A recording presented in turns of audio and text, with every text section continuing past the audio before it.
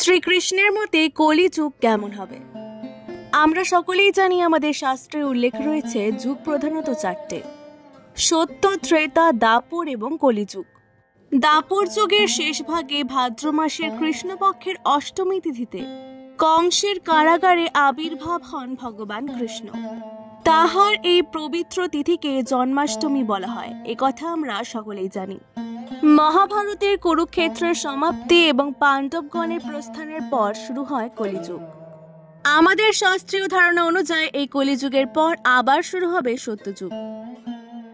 এই কলিযুগ সম্পর্কে পাণ্ডবরা ভগবান শ্রীকৃষ্ণকে প্রশ্ন করেছিলেন যে কলিযুগে প্রকৃতি কেমন হবে, কবেই বা শুরু হবে এই কলিযুগ এবং কার হাতেই বা অন্ত হবে এই কলিযুগের।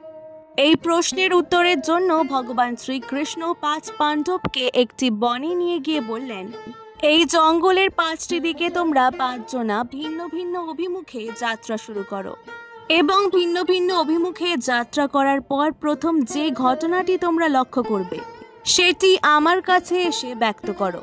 যেমন কথা তেমনি কাজ। পরমেশ্বর ভগবান শ্রীকৃষ্ণের কথা অনুযায়ী পঞ্চ পাণ্ডবরা জঙ্গলের 5টি অভিমুখে যাত্রা শুরু করে। সবার প্রথমে যুধিষ্ঠির ফিরে এলেন। তিনি শ্রীকৃষ্ণের কাছে একটি অদ্ভুত ঘটনার কথা ব্যক্ত করলেন। তিনি দেখতে পেলেন 2 সুর বিশিষ্ট একটি হাতি জলাশয়ে খেলা করছে। এই ঘটনাটি দেখার পর তিনি শ্রীকৃষ্ণের কাছে এসে সম্পূর্ণ ঘটনাটি ব্যক্ত করেন এবং অদ্ভুত 2 সুর হাতিটির প্রকৃতি সম্পর্কে জানতে চান শ্রীকৃষ্ণের কাছে। শ্রীকৃষ্ণ যখন বলেন যে কলিযুগে মানুষ হবে ঠিক এই রকম, কলিযুগের বেশিরভাগ মানুষ হবে মিথ্যেবাদী এবং স্বার্থপর। তারা মুখে এক কথা বললেও কর্মক্ষেত্রে সম্পূর্ণ ভিন্ন থাকবে, অর্থাৎ কথা, প্রতিশ্রুতি এবং কাজের মধ্যে কোনো মিল তাদের থাকবে না। তারপর ভীম ফিরে এসে তার অভিজ্ঞতা ভগবান শ্রীকৃষ্ণকে জানালেন। তিনি বললেন তিনি একটি গরুকে তার বাছুরকে চেটে চেটে আদর করতে দেখেছেন, কিন্তু এত মাত্রায় বাছুরটিকে চাটছে বাছুরটির গায়ের ছাল উঠে রক্তক্ষরণ হচ্ছে। এই প্রশ্নের উত্তরে শ্রীকৃষ্ণ বলেন কলিযুগে পিতামাতা তাদের সন্তানের প্রতি অন্ধ ভালোবাসা ও স্নেহ তাদের সন্তানের ক্ষতির কারণ হয়ে উঠবে। অন্যদিকে অর্জুন তিনি ফিরে এসে শ্রীকৃষ্ণকে বললেন একটি শকুনের যার বিশাল আকার ডানায় বেদ লিখিত আছে, কিন্তু শকুনটি নরমাংস ভক্ষণ করছে। অর্জুন পরমেশ্বর শ্রীকৃষ্ণ ভগবানের কাছে এর কারণ জানতে চান। তখন শ্রীকৃষ্ণ বললেন কলিযুগে ভণ্ড সাধকের পরিমাণ বৃদ্ধি পাবে, অর্থাৎ দেশে যেসব মানসিক জ্ঞানী হিসেবে স্বীকৃত হবে তাদের বেশিরভাগেরই মনোভাব থাকবে ওই শকুনের মতো। ওপরে ধর্ম সাধকে মোরা জ্ঞানী মানুষগুলোই আদতে নিজেরাই হবে ধর্মভ্রষ্ট। এরপর নকুল ফিরে এসে ভগবান শ্রীকৃষ্ণকে তার অভিজ্ঞতা জানালেন। তিনি শ্রীকৃষ্ণকে বললেন এক বিশাল আকার পাথরখণ্ড পাহাড় থেকে গড়িয়ে নিচে পড়ছে। কোনো বৃক্ষ তাকে আটকাবার ক্ষমতা রাখছে না। সেই পাথরটি সবকিছু দুমড়ে মুচড়ে ভয়ঙ্কর গতিতে নিচের দিকে নেমে আসছে। এইভাবে কিছুক্ষণ নামার পর একটি গুল্ম অর্থাৎ ছোট গাছের গোড়ায় এসে পাথরটি থেমে যায় এবং বন্ধ হয়ে যায় তার তাণ্ডব লীলা। এই ঘটনা শ্রীকৃষ্ণকে জানালে শ্রীকৃষ্ণ তার পরিপ্রেক্ষিতে বলেন কলিযুগে মানুষের পাপের আকার ওই পাথরের মতনই হবে, যা তার জীবনকে তছনছ করে দেবে, ধ্বংসের অভিমুখে চালিত করবে গোটা সমাজকে। কিন্তু যদি কোনো মানুষ শুদ্ধ মনে শুধুমাত্র আমারই শরণাপন্ন হয় তবে তাকে আমি সর্ববিপদ থেকে রক্ষা করব। অর্থাৎ সামান্য ওই ছোট গাছের মতো কেউ যদি আমার ভজন করে সমস্ত পাপ তাহলে সেখানেই বিলুপ্ত হবে। এরপর সহদেব তিনি তার অভিজ্ঞতার কথা শ্রীকৃষ্ণকে জানালেন। তিনি দেখলেন জঙ্গলের মাঝে বেশ কয়েকটি কুয়ো, কিন্তু আশ্চর্যের বিষয় হলো এদের মধ্যে সব থেকে গভীরতম যে কুয়োটি তাতেই জল নেই। শ্রীকৃষ্ণ এই কথাটি শুনে বললেন যে কলিযুগে সমাজের সব থেকে অর্থশালী ক্ষমতাশালী ব্যক্তিরাই সেই সমাজে সবচেয়ে বেশি শোষণ করবে।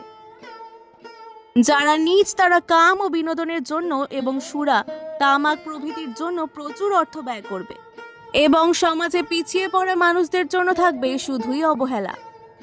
অতএব গরিবের শোষণই হবে কলিতে প্রবল। ধনীরা হারাবে তাদের বিচার বিবেচনা করার ন্যূনতম বুদ্ধি। বর্তমান যুগ সম্পর্কে শ্রীকৃষ্ণ যে ব্যাখ্যা করে গেছেন এবং তার প্রতিটি যুক্তির বিন্দুমাত্র পরিবর্তন হবে না তাও সত্য। এভাবেই যে আমরা নিজেদের ধ্বংসকে নিজেরাই নিকট থেকে নিকটতম করে তুলেছি তা বুঝতে অসুবিধা হয় না।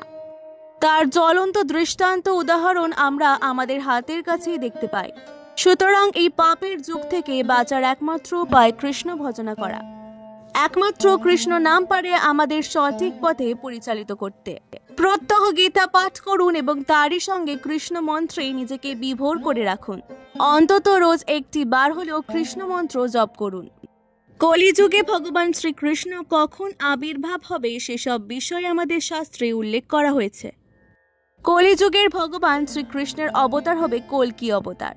কলিযুগের অন্তে মোরাদাবাদ জেলার সম্বল গ্রামে সুমতি নামে ব্রাহ্মণ কন্যার গর্ভে ব্রাহ্মণের বাড়িতে কল্কি নামে ভগবান বিষ্ণুর 10ম অবতারের আবির্ভাব ঘটবে।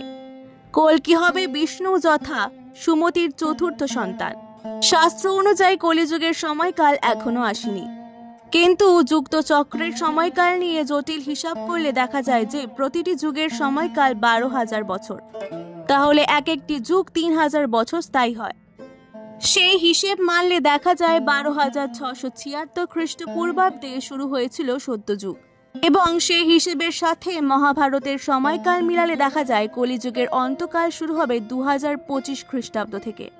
তবে সনাতন বিশ্বাস অনুযায়ী কলিযুগের সময়কাল হবে 4,32,000 বছর। ফলে সেই হিসেব অনুযায়ী কল্কি অবতারের জন্মগ্রহণ করতে এখনো অনেক দেরি। তবে কলিযুগে পাপের হাত থেকে বেঁচে পুণ্য লাভের একমাত্র উপায় হলো হরিনাম পাঠ ও পবিত্র গীতা পাঠ।